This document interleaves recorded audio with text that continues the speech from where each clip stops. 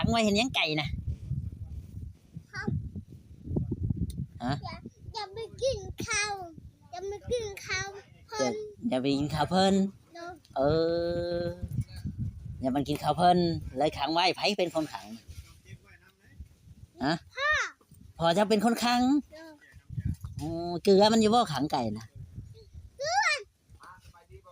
เกลืออยู่ยังแล้วอยู่พุ่นแล้ว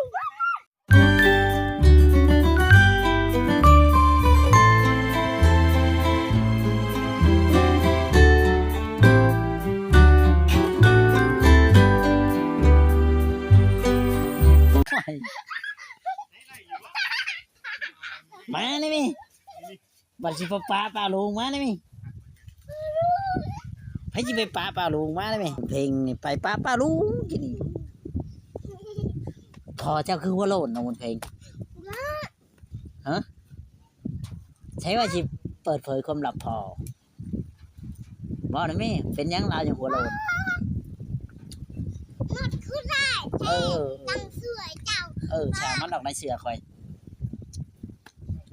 เปิดเผยคนจริงพอเจ้านะมิ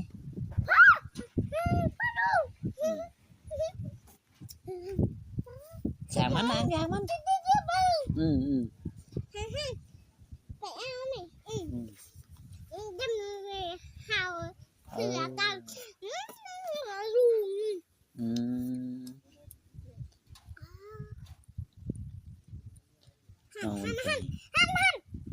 ใช้ยางมันแล้ว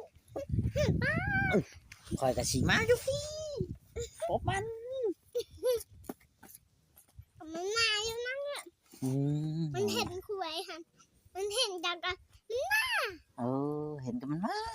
เนาะแล้วมันสิขึ้น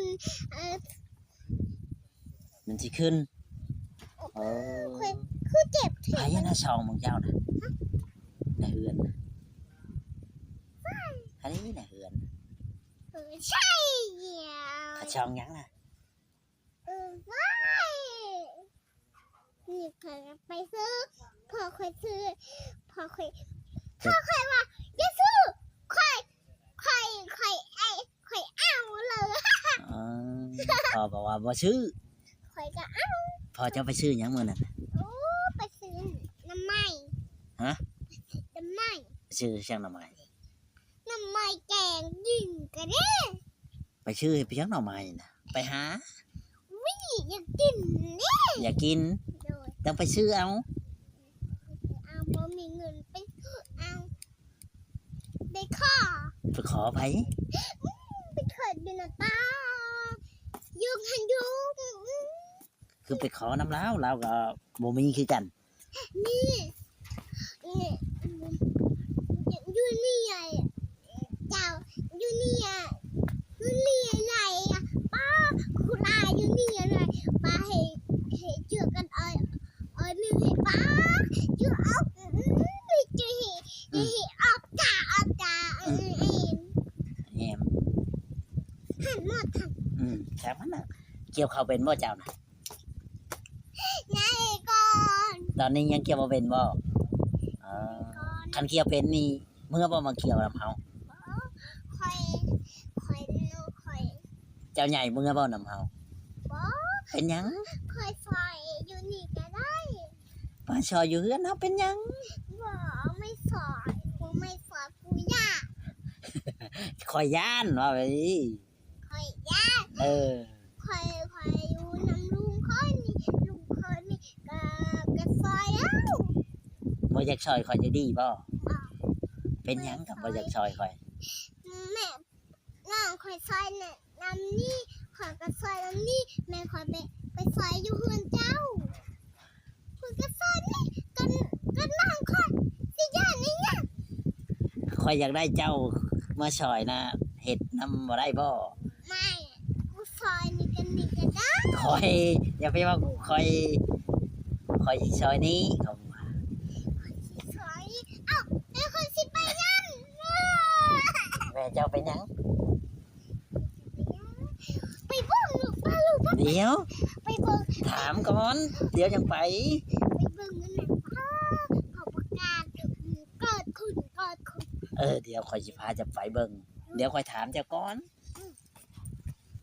มาได้ แม่เจ้าเฮ็ดหยังอันนั้นน่ะ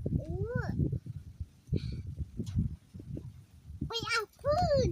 เอาพื้นหมดแล้วบ่เฮ็ดน่ะบ่อนเจ้าเอานะหมดแล้วบ่เอ้าใช้เจ้าเอากับข่อยมื้อน่ะเฮ็ดน่ะจำได้บ่ เฮ็ดยี่สัตว์ เอาเฮ็ดที่ว่าไปเอามื้อนั้นเนี่ยเอาหมดแล้วบ่มันบ่ได้ออกบ่ ของแม่ควรสิไปเบิ่งเด้อ อย่าเผาไปค่อยถามก่อนจะมายังไปเบิ่ง ป่าลูก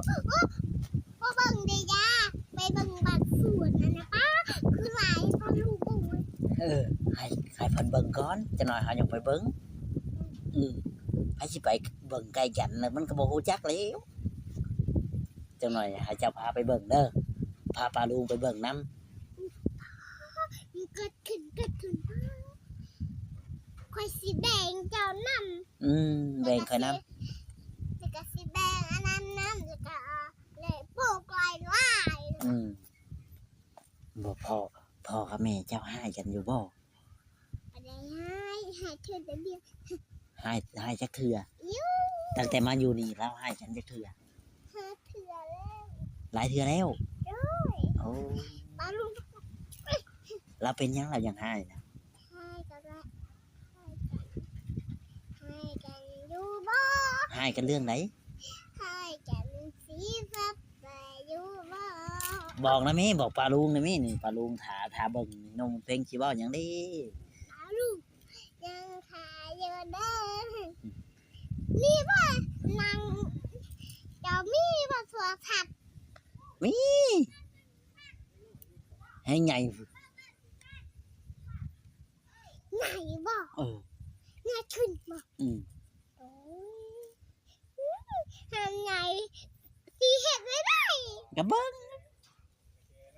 กระเบิงไม่ได้วะ อืม กระเบิงไม่ถูกวะ อืม ไปไป เดี๋ยวให้เขาอันนั้นก่อนเดี๋ยวอีก3 นาทีค่อยไปเบิ่งอืม ไปเบิงก่อน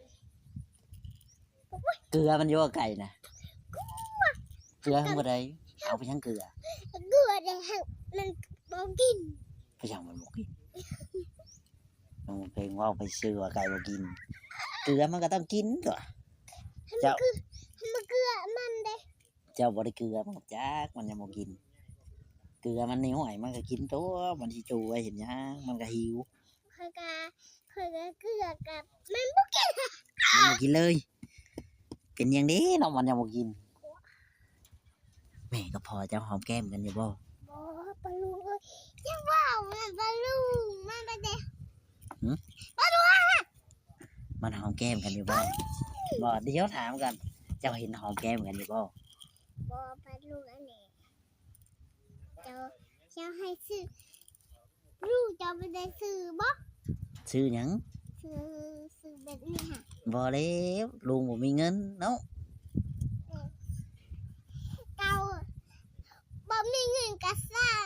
บ่มีเงินกะเอ้า เอามันสิไปสิไปให้เอาไปซื้อเขาก็จับแหละ นี่กันกะซื้อ หอมกันอยู่บ่พ่อกับแม่จะหอมแก้ม พ่อเคยให้ซื้อนี่ถ้าได้นี่พ่อเคยซื้อปลาลูก อืม ไหว ดีตา เห็นบ่ ไอ้ยัง พ่อกับแม่หอมแก้มกันอยู่บ่เจ้าเห็นบ่ ได้หอมนะ ไปสิตัวปลาลุงตัวเพิ่นบ่แพงเด้ เห็น หอม มันหอมบ่ เลย เออเจ้าได้จ้ะ เป็นไงหอม บ่ได้หอม หอมฮัดแม่หอมแม่เอิงแม่ อืม ไฟกันเด้อทุกคน น้องบุญเพ็งเปิดเผยความลับพ่อกับแม่เรื่องนี้พี่น้อง นี่ครับคุณลินนี่ครับคุณลิน อืม เนี่ยสองหก อืม ซื้อให้ จะเอาไปซื้ออยู่ไสนั่นน่ะ อยู่ตอนนั้นน้อย ตลาดน้อย มันมาขายให้เจ้าบ่ โดน โอ้มันมาขายในเฮือนนี้ โดน อ๋อมื้อนี้มันบ่ได้มาขายให้บ่ โดนป้าคุณอาแท้ องใจก็หลายป้า จ้ามันแล้วมันบ่ได้มาขายให้เจ้าบ่มื้อนี้ ป้ามืออื่นจังค่ะ โอ้มื้ออื่นมันสิมาขายให้ โดยมืออื่น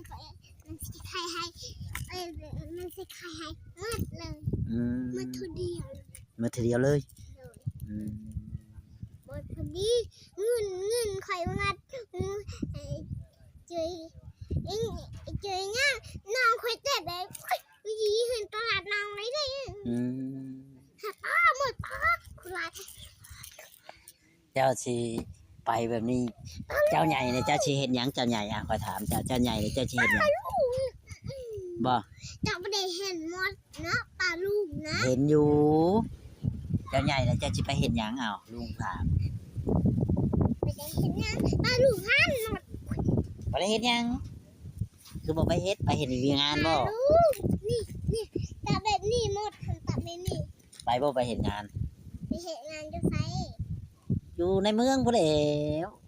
ลูกเจ้าก็ได้ กล้าไปบ่ ไม่ห่าวให้เพิ่งมาป้า เดี๋ยวแม่ จริงๆก็ แม่จะมาเลยดิ ไม่ให้มา เอาปีนหลังใส่ปลาลุงเห็นหยังกันน่ะ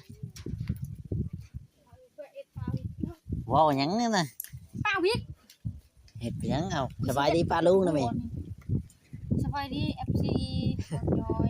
นั่งดีๆเนี่ยติเนาะน้องเพลงสิพาน้องเพลงไปเบิ่งอันนั้นอยู่เนาะน้องเพลง คอยปลูกอะไรยังมักพริกหัวสังไข่ อืม มักชลี อืม ชลีดะเดี๋ยวเลยมันเป็น มันเป็นแล้ว แม่ อืม ก็สิเฮ็ดหัวขึ้น น้องเพลงไปใช้หน้าไม้เข้ามาได้ไหม เดี๋ยวขอยสิพาจะไปจังหน่อยก่อน เปียกแกจะเปียกเติมปะเลยนะ หยังแล้วเอาไม้มาให้แม่จะไว้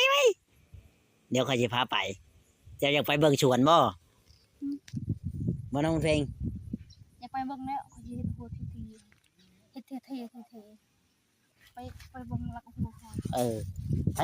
อยู่ใช้น้องเพลงขอย่างพี่ละไผสิเห็น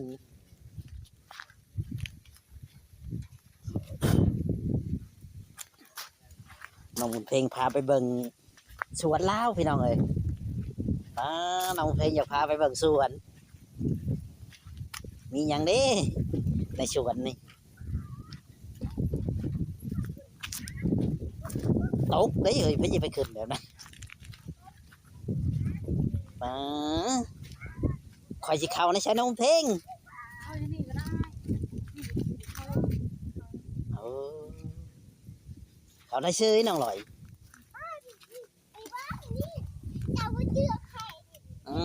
มใช่ เจ้าไม่เชื่อใครนี่พี่ เชื่อ โอ้สิบอกเจ้าว่าจ้อย อืม ชลีเด้อนี่นะ จะดีดิ อืม ไผปลูกนี่น้องเพลง มันนี่อันนี้ก็มัน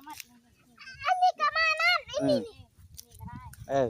มักชลีมัน ไผปลูกนะ ค่อยแล้ว เจ้าหรือน้องบุญเพลง ตัวแม่ค่อยนี่ เจ้าตัวกับจักน้องลอยนี่มีแต่ว่าเพิ่นปลูกเรื่อยๆน้องบุญเพลงเนาะน้องบุญเพลงเนาะ มักพี่คอยหักไปเอา โอ้ปลูกแล้ว ปลูกมัก โคตรน้ำมันอยู่บ่ ทอดเลยมีเช้า อ๋อนั่งอยู่สิถามนี่นั่งอยู่ห่มนะ คุดเอง นั่งน้องบุญเพลงพูดนั่งใครแม่จ้ะนั่งฮะอย่าไปคูดน้องลอยนั่งจะมายังคูดสิถามนี่ เขาชื่อเบิ้งรักหัวครับ เบิ่งอยู่ใช้หลักหัวไปได้ไหมไปเบิ่งกันขอยสิถามน้องบุญเพลงนั่งลง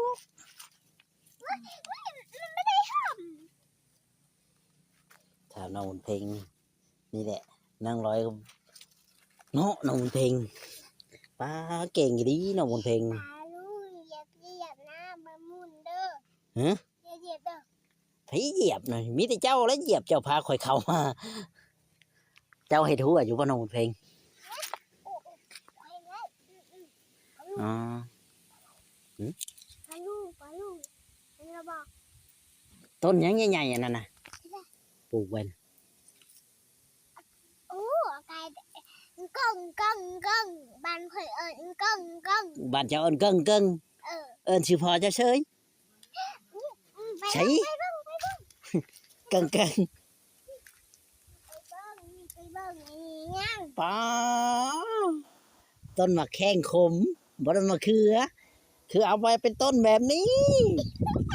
เพิ่งเอามาน่ะว้ายนายบุญเกิงเอามากับปลูกแบบนี้ไผพาเห็ดแบบนี้เอาต้นมะเขือมันก็ใหญ่มาปลูก มันบอกมันบอกมันบอกเป็นได อืมมันบ่เป็นแล้วแบบนี้ มันบอกเป็นคือว่าตอนน้อยๆแน่บ้า เออ เอาต้นใหญ่เนาะต้นใหญ่มันก็บ่เป็นแล้วมันก็ตายแล้วอืมว้าวนี่ดิโอ้เพลงปลูก บอกแม่